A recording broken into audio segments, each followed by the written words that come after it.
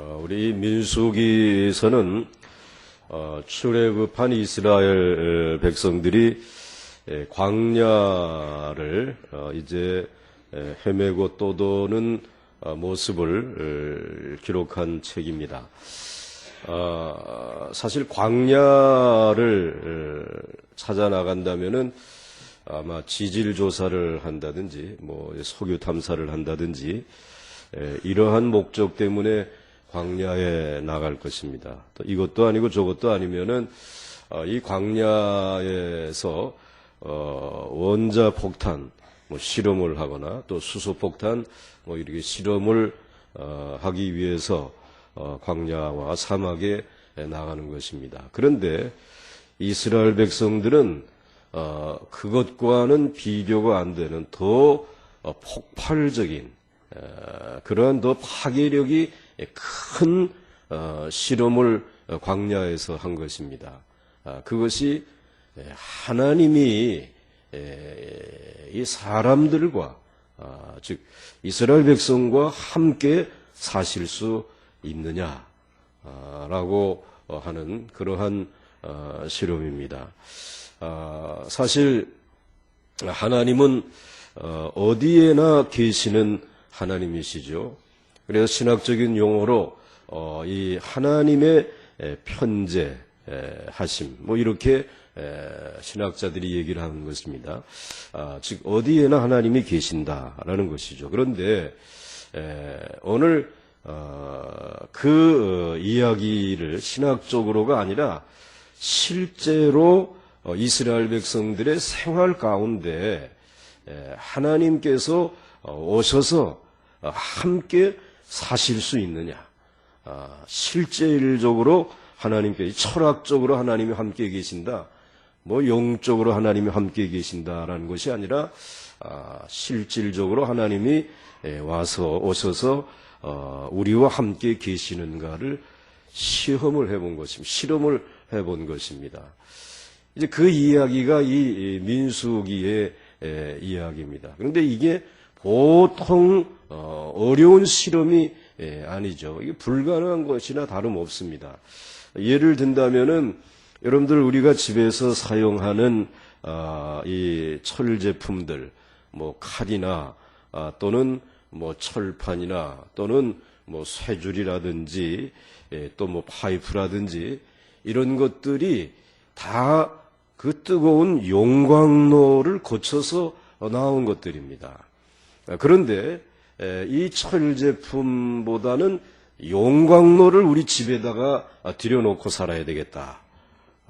이렇게 생각을 한 사람들이 혹 있다면 그건 잘못 생각한 것이죠. 용광로를 집안에다 들여놓고 살 수가 없는 겁니다. 그게 다 타 죽거나 완전히 집이 다 불타버리는 것입니다. 그런데 이 하나님이 이스라엘 백성들과 함께 계신다라고 하는 것은 이건 용광로라든지 원자로의 그 파괴력이나 그 화력과는 비교도 안 되는 것입니다. 그런데 그와 같으신 하나님을 오늘 이 이스라엘 백성들이 함께 그분을 모시고 살 수 있겠는가? 그 실험을 이 이스라엘 백성들이 광야에서 한 것입니다. 그런데 오늘 이스라엘 백성들은 그런 실험을 하면서 그게 가능하냐? 그 다음에 또 그렇게 실험한 결과 오늘 우리에게 주어지는 그 결과가 유익이 무엇이냐? 이런 것을 이 이스라엘 백성들이 실험을 했습니다. 그런데 이 실험의 결과 이스라엘 백성들은 40년을 하나님과 함께 광야에서 생활한 것입니다. 그러니까 이 실험이 성공이 되어진 것입니다. 그 성공한 이스라엘 백성들의 그 모습을 보면서 오늘 우리들도 하나님과 함께 살기를 원합니다. 그 하나님의 은혜를 받고 하나님의 축복을 받고 하나님의 능력을 얻어서 살아가기를 원하는데 그러려고 하면은 우리들이 어떻게 준비를 해야 될 것인지, 오늘 그 이야기를 이 민수기 7장과 그리고 8장과 9장에 기록하고 있습니다. 그래서 이 민수기 7장만 가지고는 맥이 안 잡히고 8장, 9장을 같이 이제 보셔야 하는데, 이 민수기 이 7장과 8장, 9장에서 소개해 주시는 그 내용은 그 대단하신 하나님을 모시고 함께 살려고 하게 되면 무엇을 준비해야 될 것이냐, 여기에 대해서 이야기를 하고 있습니다. 한 세 가지를 준비를 해야 된다라고 하는 것입니다. 그 중에 첫째가 제단을 준비하는 것이라는 거예요. 놋제단을 준비하는 것이고, 그 다음에 두 번째로는 등대를 준비해야 된다는 것입니다. 그것은 이제 민수기 8장에 기록되어져 있는 것이고요. 그 다음에 이 이스라엘 백성들에게 유월절이 광야에서 지켜져야 한다라는 것입니다. 유월절은 이미 애굽에 있을 때에 지켰지만은 이 광야에서 하나님과 함께 살기를 원한다면 이 유월절을 광야에서도 지켜야 된다라는 이야기가 바로 이제 9장에, 민수기 9장에 기록되어져 있습니다. 이렇게 이 제단과 그리고 등대와 그리고 유월절, 이것이 준비되어지게 되면은 하나님은 이스라엘 백성과 함께 하신다, 함께 하실 수 있다라고 하는 것을 오늘 소개를 해 주시고 있는 것입니다. 그런데 이 이스라엘 백성들이 이렇게 세 가지를 준비했을 때에 어떠한 일이 벌어졌느냐 하면 두 가지 일이 벌어졌습니다. 하나는 하나님께서 지성소 안에 있는 언약궤의 그룹 날개 사이에서 말씀을 하신 것입니다. 그러니까 하나님은 형상이 있습니까? 없습니까? 보신 적이 없으니까 여러분들이 대답하기 곤란하죠. 하나님은 우리에게 형상을 보여주신 적이 없습니다.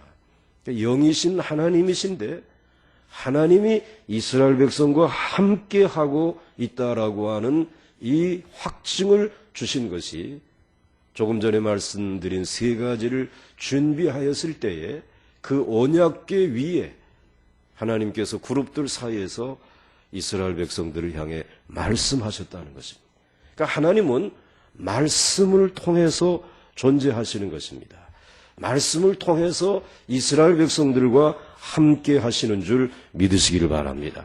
그 말씀이 들려졌고, 그 다음에 또 한 가지 나타난 일은 이게 준비되어지니까 하나님의 그 영광의 구름이 그 이스라엘의 성막 위에 덮여져서 그 구름이 내려오기도 하고 올라가기도 하고, 또 그 구름이 움직여져서 진행해 가기도 하고, 그리고 때로는 멈추기도 하면서 이스라엘 백성들의 이 진행과 출입을 하나님이 이 구름 기둥으로 친히 보여주시고 인도해 주시는 그런 놀라운 일이 벌어진 것입니다.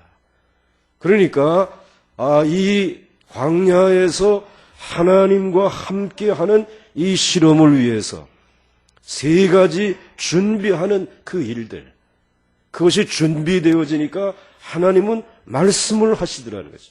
하나님께서는 그 이스라엘 백성들의 모든 삶의 진행을 친히 인도해 주시더라는 것입니다.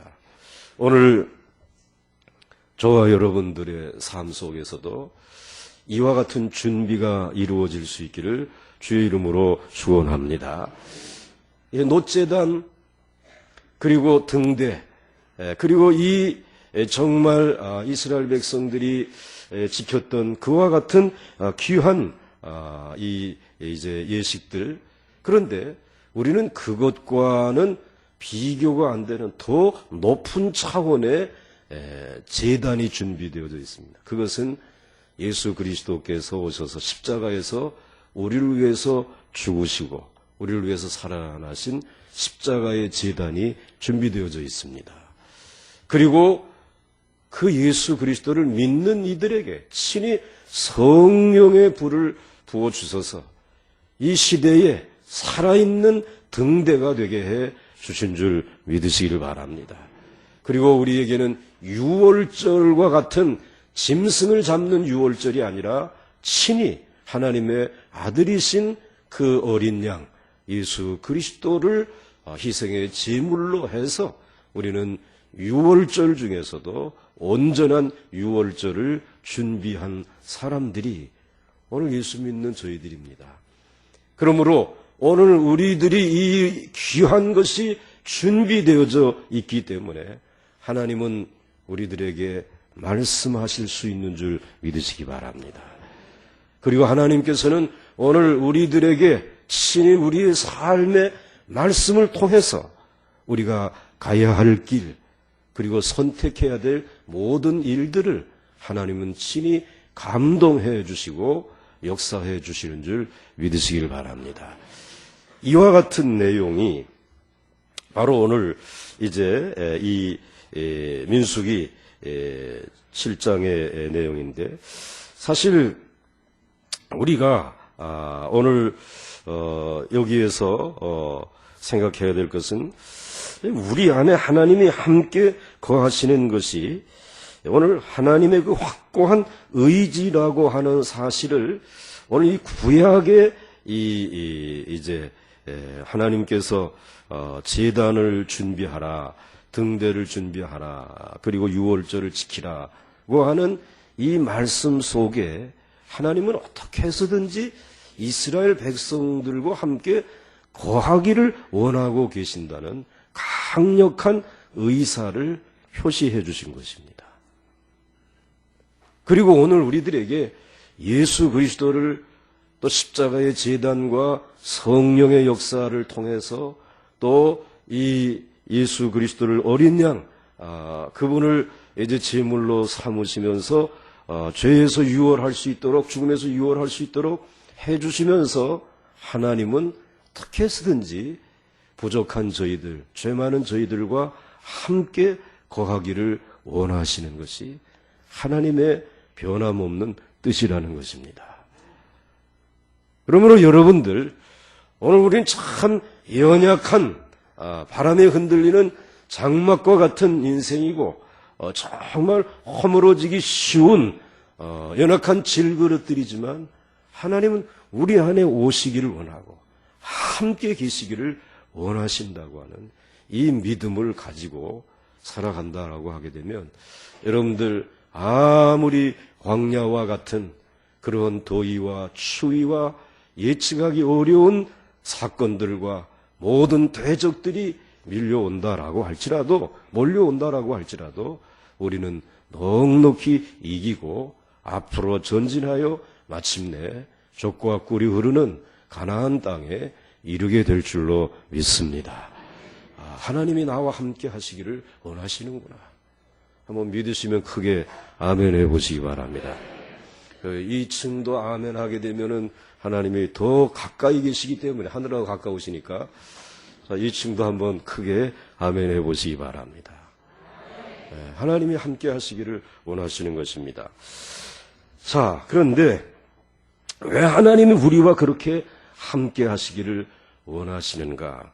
그 이유는 우리 인간의 모든 문제, 광야와 같은 세상을 살아가면서 만나는 모든 문제가 하나님의 능력과 하나님의 축복과 하나님의 도움이 없이는 도저히 해결할 길이 없습니다. 우리는 이 광야에서 만나는 우리 인생의 문제를 해결해 보려고 좀 빨리 더 좀 연구를 하고 과학을 좀 발전시켜 보고 그리고 뭔가 좀 시스템을 좀 바꿔 보기를 기대하고 있습니다. 그런데 그것을 바꾼다고 해서 이 광야에서 만나는 우리의 삶의 문제가 해결되어지지 않습니다. 이 문제를 해결해 주실 수 있는 분은 하나님 한 분뿐입니다. 하나님이 우리와 함께 하실 때에만 가능한 것입니다. 그래서 그분이 우리를 축복해 주시고, 그래서 우리를 지켜주시고, 우리에게 은혜를 주시고 그의 얼굴을 비추시고 그리고 우리를 향해 얼굴을 드사 평강을 주시는 이 복을 주실 때에 우리의 문제, 우리의 인생의 모든 문제가 해결되어져 갈 수 있다라고 하는 사실입니다. 자, 그러면 첫째로 이제 준비해야 할 것 가운데 그 하나가 제일 먼저 단에 기름을 바르라 하고 말씀하고 있습니다. 그래서 1절과 2절 말씀해 보시면은 모세가 장막 세우기를 끝내고 그것에 기름을 발라 거룩히 구별하고 또 그 모든 기구와 제단과 그 모든 기물에 기름을 발라 거룩히 구별한 날에 이스라엘 지휘관들 곧 그들의 조상과 가문의 우두머리들이요 그 지파의 지휘관으로서 그 계수함을 받은 자의 감독된 자들이 헌물을 드렸으니 즉 이스라엘 백성들이 하나님 앞에 나아가는 데 있어서 최초로 가장 중요한 것은 제단이라는 것입니다. 특별히 이제 성전에 들어가게 되면 안뜰이 나오는데 그 안뜰에 제단을 준비해 놓으라는 것입니다. 그리고 그 제단에다가 기름을 바르라고 말씀을 하고 있습니다. 이 기름을 바른다라고 하는 것은 이제 하나님이 이 제단을 통해서 우리들의 죄를 사하여 주시고 이제 하나님께서 우리를 만나 주시는 하나의 통로로 삼으실 터인데 이제 이와 같은 제단이 준비되어졌다라고 하게 되면 기름을 부어 가지고 그것을 하나님이 사용하실 수 있도록 구별할 뿐만 아니라 이제부터 이 제단은 이스라엘 백성 전체를 위해서 사용되어질 것입니다. 일종의 하나의 개통식인 것입니다. 여러분들 지하철 또는 도로가 이와 같이 고속도로가 개통되어질 때에 막 사람들이 모이고 테이프를 이제 끊고 그리고 풍선이 날아가고 막 나팔을 불고 야단합니다. 그리고 나면 개통식이 됐으니까 이제는 사람들이 그 지하철이 이제 완공이 됐구나. 그리고 도로가 이제 준공이 됐구나. 그래서 이제 우리가 사용해도 되겠네. 이런 마음을 갖듯이 이 제단을 준비하고 거기에다가 기름을 부으면서 이제부터 이 제단이 사용되어질 수 있구나. 그리고 거기에 나가서 제사를 드릴 수 있게 되구나. 특별히 하나님 앞에 제사를 드리도록 구별되어진 그와 같은 의미가 바로 제단을 준비하고 거기에 기름을 붓는 예식을 거행하게 된 것입니다. 이 제단이 준비되어짐으로 인해서 이제는 이스라엘 백성들에게 이와 같은 확신이 생겼습니다. 앞으로 우리 인간들이 짓는 모든 정신적이며 육체적인 죄는 이 제단을 통해서 사함을 받게 될 줄 믿습니다. 이 확신이 생긴 것입니다. 이 제단이 없다면 우리가 지은 육체적인 죄와 정신적인 죄를 어디 가서 용서받을 수 있겠습니까? 그런데 이 죄인들과 하나님이 함께 계실 수는 없지 않습니까? 그러니까 이제 이스라엘 백성들이 광야를 지나면서 하나님과 함께 하기를 원하면서 제일 먼저 준비해야 될 것, 그것은 제단이다 말이에요. 그리고 거기에 기름을 부으라는 것입니다. 자, 그 다음에 두 번째로 오늘 하나님께서는 이스라엘의 12지파의 모든 족장들이 매일 번갈아 가면서 그 제단에서 똑같은 제물과 헌물을 바치게 했습니다. 우선 첫 번째는 헌물입니다. 옛날 성경에는 예물이라고 되어져 있는데 3절 말씀을 보시겠습니다. 한번 3절을 같이 읽겠습니다. 시작.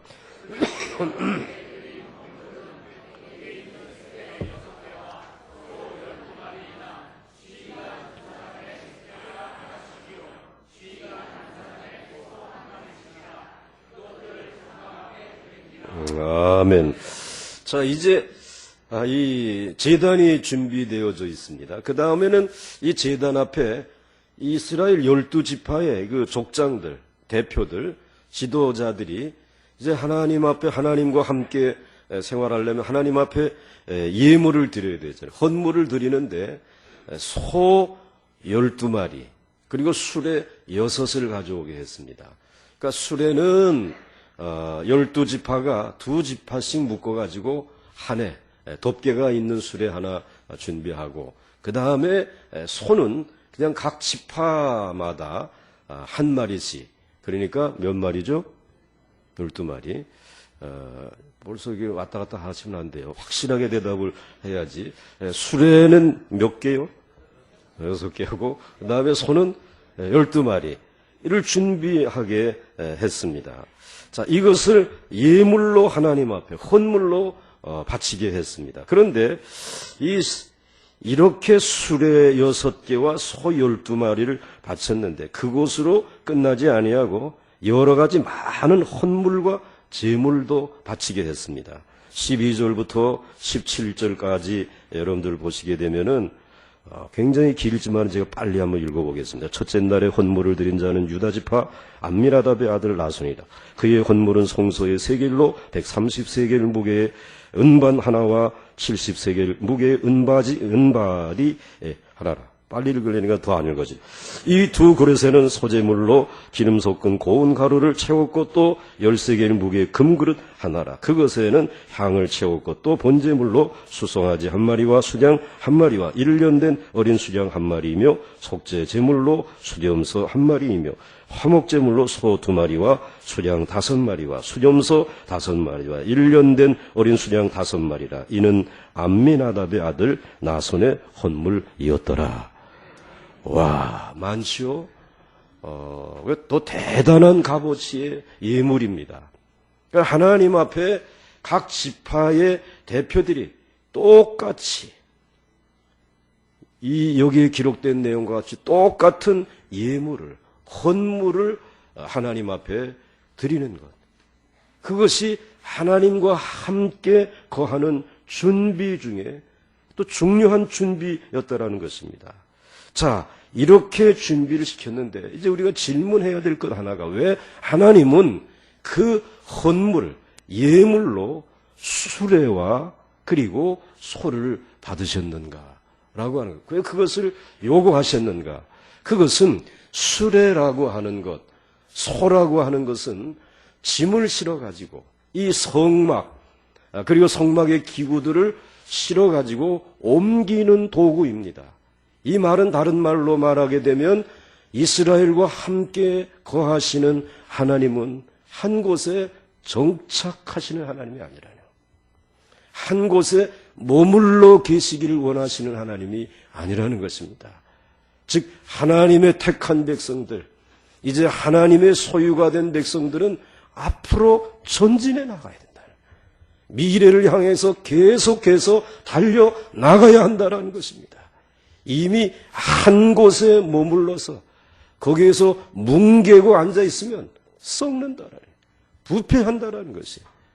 그건 가나안 복지의 축복을 누릴 수 없다라고 하는 것입니다.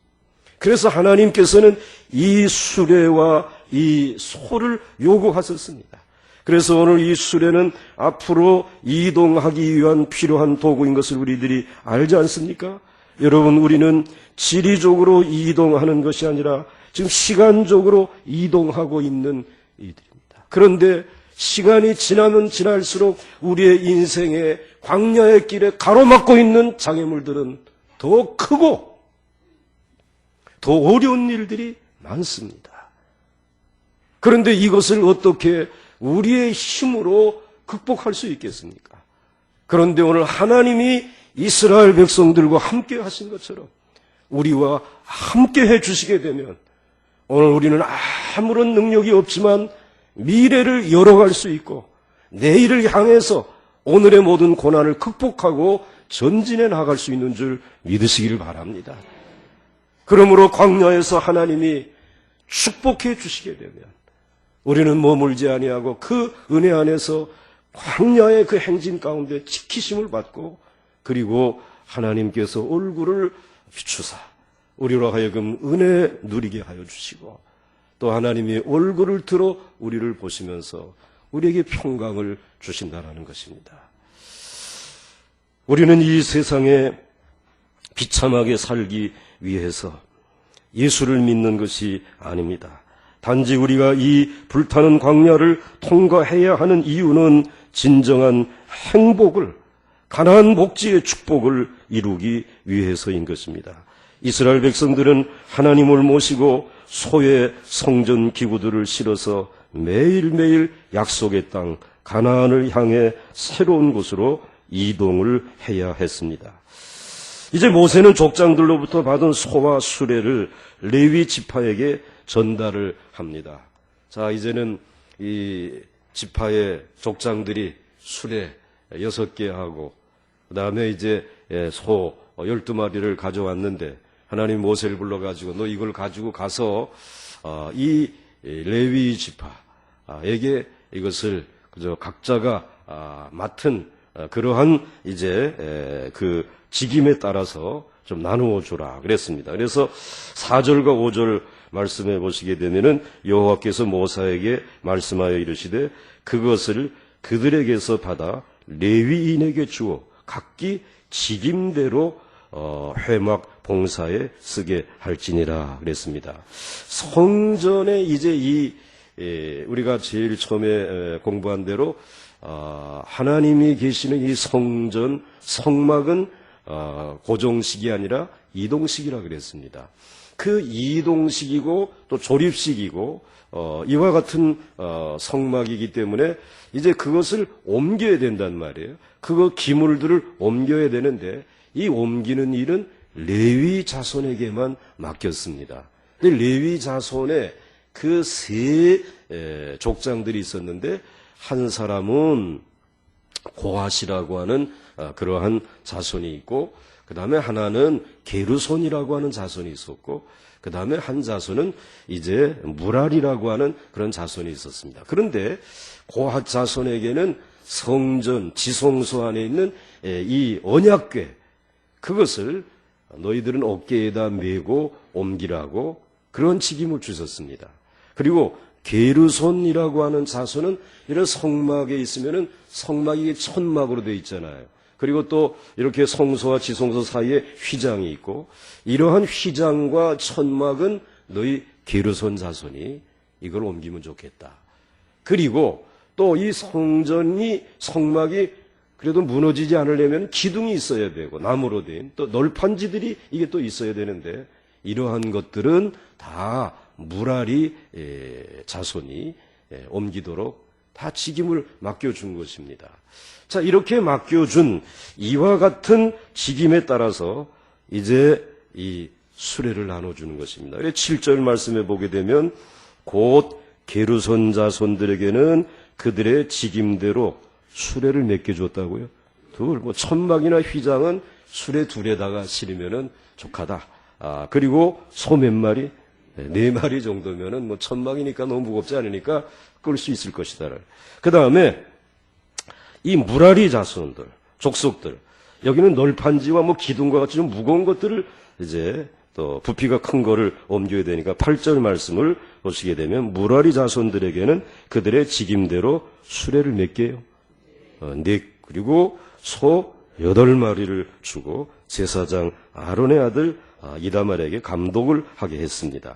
자, 이제 이 고핫 자손은 언약궤를 어깨에 메어야 하기 때문에 다른 도움을 받을 필요는 없습니다. 그래서 9절 말씀에 보시니까 한번 같이 읽겠습니다. 시작. 고핫 자손에게는 주지 아니하였으니 그들의 성소의 직임은 그 어깨로 메는 일을 하는 까닭이었더라. 아멘. 늘 어깨에다 메야 되니까 수레 이거 가질 생각하면 안 돼요. 소 이거 필요 없어요. 그저 필요하다면은 혹시 어깨를 이제 하나님의 언약궤를 메고 가다가 그저 여기에 이제 좀 몽이 들거나 좀 이렇게 되면은 맨소로담이라든지 이런 거나 좀 바를 파스라든지 현대 파스 이런 거나 좀 바를 게 이제 필요하지. 필요 없다라는 것입니다. 이렇게 다 직임대로 나누어 주었습니다.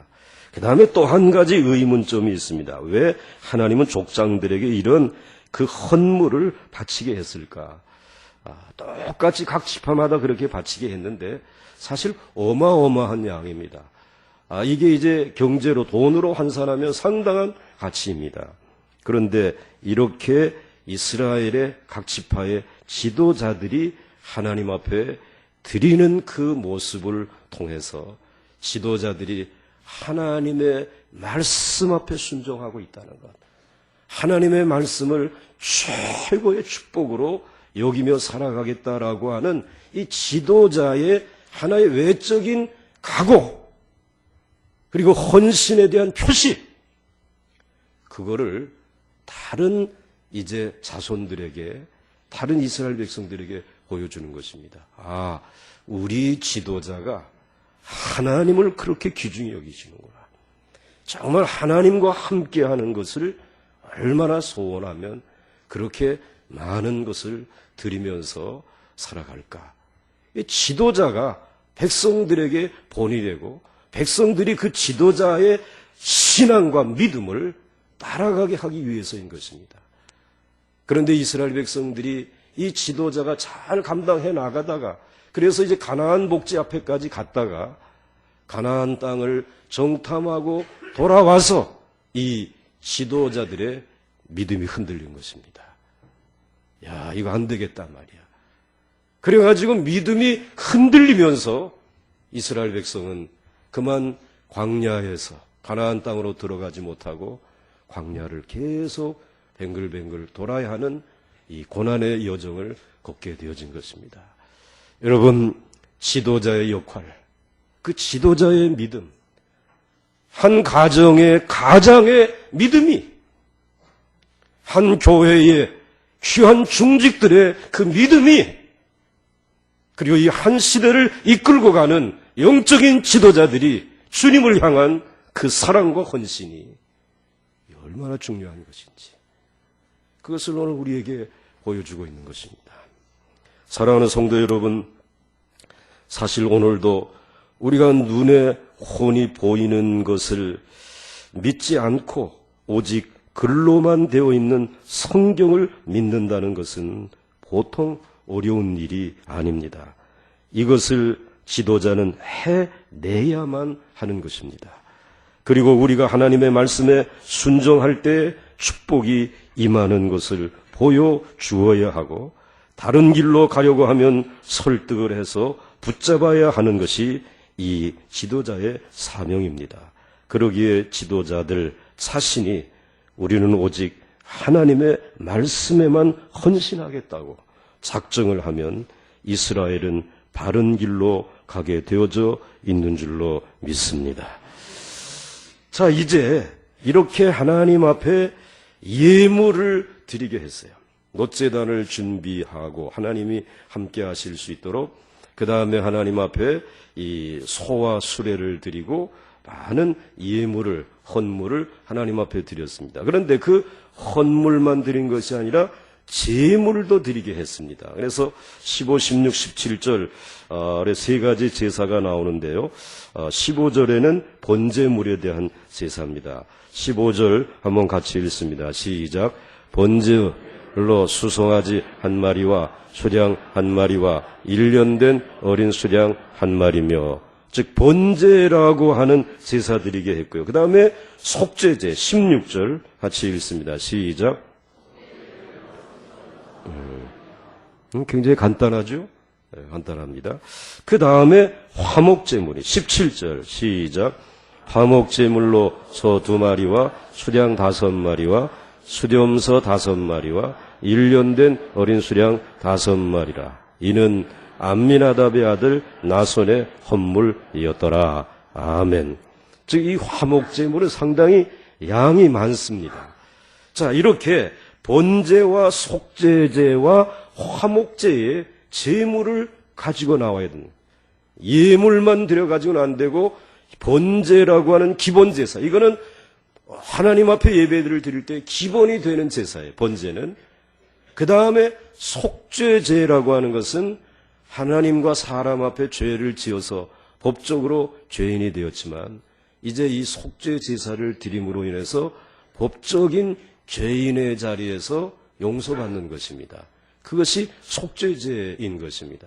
그건 뭐 그냥 짐승 한 마리 이렇게 드리게 되면은 속죄가 돼. 법적으로 이제는 완전하다는 판결을 받습니다. 그 다음에 세 번째 화목제물이라고 하는 이 제물은 아무리 법적으로 이제는 괜찮다라고 하는 판결을 받았어도 마음속에 있는 감정, 여기에 있는 것까지 다 치유되고 완전히 고침받게 되어진 것은 아니에요. 예를 든다면 이제 이 부부가 살다가 이혼을 했다. 그 이혼을 했는데 아니다, 이거 다시 우리가 잘못 판단했구나, 다시 결합을 하자. 법적으로 다시 결합을 했어요. 서로 간에 이제 우리 잘못했으니까 법적으로 다시 부부가 됐지만은, 그런데 한 가지 중요한 것은 옛날에 이혼하게 되는 과정에서 상처를 주고 받은 것들이 있잖아요. 막 말로 뭐로 그 감정은 여전히 여기 남아있단 말이죠. 이것이 깨끗하게 이게 씻어져야지 완전하게 제사로 정말 용서받고 용서하고 진정 하나가 되는 것 아니겠어요? 그런데 그것이 화목제물에 해당하는 것입니다. 그래서 이 화목제물은 많은 양의 제물을 하나님 앞에 드리고, 그 다음에 하나님 앞에 드리고 난 다음에 하나님 다시 돌려줘요. 가지고 가서 이제 화목을 이루기를 원하는 사람들과 다 나누어 먹으라는 것입니다.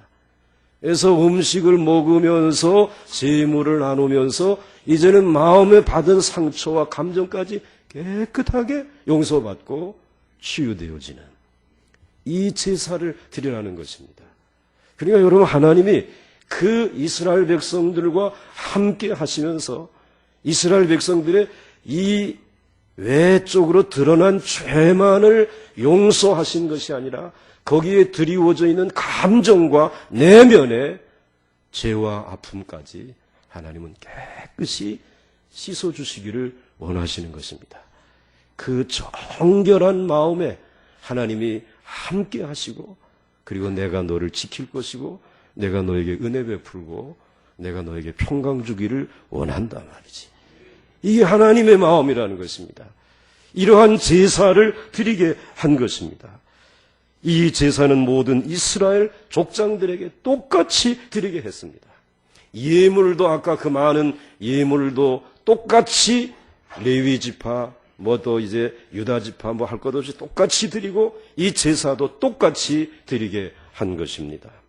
이제 이렇게 해서 놋제단이 준비가 되고 거기 기름을 붓고, 그 다음에는 하나님 앞에 귀한 예물과 그리고 제물을 드려서 제사를 드리게 되면 이제 하나님이 함께 하실 수 있지 않습니까? 준비가 되어진 것입니다. 자, 이렇게 제단에 기름을 바르고 또 헌물과 제물을 드려서 준비되어졌을 때 어떤 일이 벌어졌는가? 하나님이 함께 하셔야 되잖아요. 하나님이 함께 하시는데 하나님에게는 형상이 없으니까 하나님께서는 이 이스라엘 백성들과 함께 하고 있다라고 하는 사실을 말씀을 들려주심으로 함께 하신 줄 믿으시기를 바랍니다. 그것이 바로 7장 89절 말씀입니다.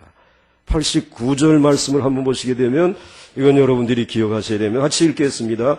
모세가 회막에 들어가서 여호와께 말하려 할 때에 증거계 위, 속죄서 위 두 그룹 사이에서 자기에게 말씀하시는 목소리를 들었으니 여호와께서 그에게 말씀하심이었더라. 아멘. 이렇게 준비되어지니까 이제는 그 지성소 안에 있는 언약궤, 그리고 그 언약궤에 있는 두 그룹 사이에 하나님께서 모습은 보여주지 않았지만 이스라엘 백성들과 함께하고 계시다라고 하는 이 사실을 말씀을 들려주심으로 확인시켜 주셨다는 것입니다. 하나님의 말씀이 들려지는 이스라엘 백성, 하나님의 말씀을 들으면서 살아가는 이스라엘 백성, 얼마나 큰 축복입니까? 그 하나님의 말씀 안에 하나님의 능력이 담겨져 있고, 하나님의 말씀 안에 그 하나님의 놀라운 축복이 담겨져 있고, 그 하나님의 말씀 안에 미래에 대한 하나님의 계획이 담겨져 있다는 말씀입니다. 이 놀라운 하나님의 임재를 이 이스라엘 백성들은 체험하게 되어진 것입니다. 이제 여러분들과 하나님이 함께 하시는 줄 믿으시길 바랍니다. 또 원하고 계시는 줄 믿습니다. 그런데 여러분에게 준비되어져야 될 것이 있다는 것입니다. 그 용광로나 원자로보다도 무섭고 뜨겁고 파괴력이 큰 그 하나님을 어떻게 이 죄인된 우리들이 모시고 우리 가정에 우리의 일터에 모시고 살아갈 수 있겠습니까? 말씀하시는 것입니다. 무엇을 준비하라고요? 제단을 준비하라는 것입니다. 거기에 기름을 부으라. 그리고 뭘 준비하라고요? 예물과 그리고 제물을 준비하라는 것입니다. 그리고 우리에게 그렇게 준비되어지게 되면 하나님은 말씀을 통해서 여러분들에게 찾아오시겠다는 것입니다. 말씀이 선포되어질 때 역사가 일어날 줄 믿으시기를 바랍니다. 이 일을 위해 준비되어진 우리 보강종합교회 성도들 그리고 가정들 될 수 있으시기를 주의 이름으로 축원합니다.